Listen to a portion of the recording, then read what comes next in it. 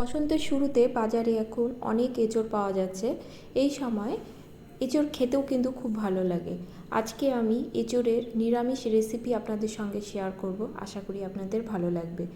ভিডিওটি শুরু করার আগে একটি অনুরোধ, ভিডিওটি ভালো লাগলে লাইক কমেন্ট করবেন এবং সাবস্ক্রাইব করে পাশে থাকবেন।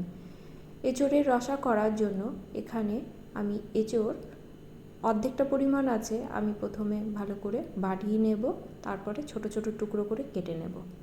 কেটে নিয়ে একটি পাত্রে জল নিয়ে নেব, দিয়ে দেব অল্প পরিমাণে হলুদ আর দিয়ে দেব লবণ। হলুদটা দিলে এঁচোড়টা যখন আমি সেদ্ধ করব তখন কিন্তু কালো হবে না। প্রেসার কুকারে 2টো সিটি দিয়ে গ্যাসের ফ্লেমটা অফ করে ঠান্ডা হতে দেব। অপর দিকে একটি কড়া বসিয়ে দেব, দিয়ে দেব সর্ষের তেল। তেলটা একটু বেশিই দেব। এবার বড় করে ডুমো করে কেটে রাখা আলুটা বেশ লাল লাল করে ভেজে নেব।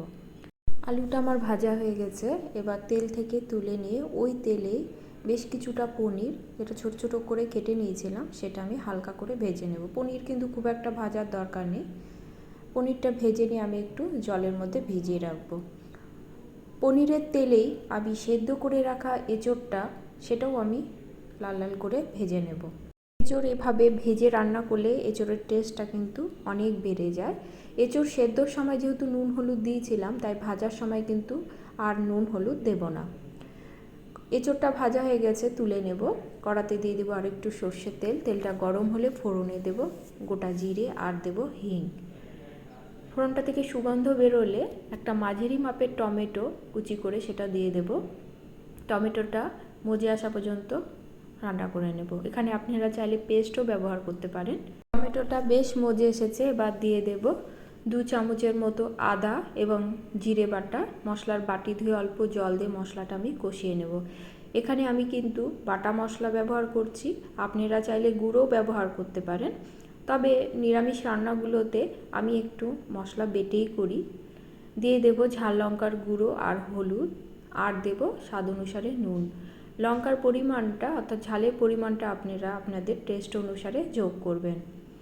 মশলাটা দিয়ে আমি ভালো করে কষিয়ে নেব। মশলা কষানো হয়ে গেলে ভেজে রাখা আলু এবং এঁচোড়টা দিয়ে মশলার সঙ্গে আরও ভালো করে কষিয়ে নেব।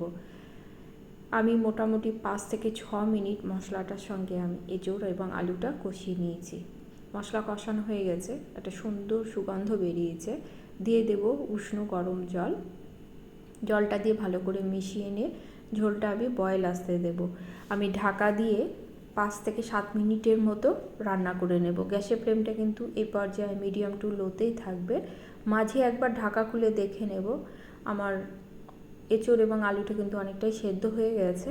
দিয়ে দেব স্বাদ অনুসারে চিনি আর ভেজে রাখা পনিরটা এবার আমি যোগ করব। আবারও ভালো করে মিশিয়ে নিয়ে ঢাকা দিয়ে আরও 3 থেকে 4 মিনিটের মতো আমি রান্না করে নেব। যে কোনো রান্না একটু গ্যাসের ফ্লেম লোতে করে দিয়ে ধীরে ধীরে করলে রান্নার টেস্টও ভালো হয়, এর পুষ্টিগুণও কিন্তু বজিয়ে থাকে। ঢাকা খুলে দেখে নেব, দেখুন আলু এবং এঁচোড় পুরোপুরি সেদ্ধ হয়ে গেছে আর গ্রেভিটাও অনেকটা ঘন হয়ে গেছে। দিয়ে দেব বেটে রাখা গরম মশলা আর দিয়ে দেব 1 চামচ ঘি। এখানে আমি বাটা গরম মশলা দিচ্ছি, আপনারা চাইলে গুঁড়োও দিতে পারেন। ভালো করে মিশিয়ে নিয়ে আমি গ্যাসের ফ্লেমটা অফ করে দেব এবং 1 মিনিটের মতো ঢাকা দিয়ে রাখবো। এতে গরম মশলা এবং ঘিয়ের ফ্লেভারটা এঁচোড়ে ভালো করে ঢুকে যাবে। কত সহজ এবং কত টেস্টি এই নিরামিষ এঁচোড়ের তরকারিটি। আপনাদের যদি ভালো লেগে থাকে লাইক কমেন্ট করবেন এবং কমেন্টে কিন্তু আমাকে অবশ্যই জানাবেন। আমার এঁচোড় হয়ে গেছে, এবার পরিবেশনের পালা। আজ তাহলে এই পর্যন্তই। সকলে ভালো থাকবেন, ধন্যবাদ।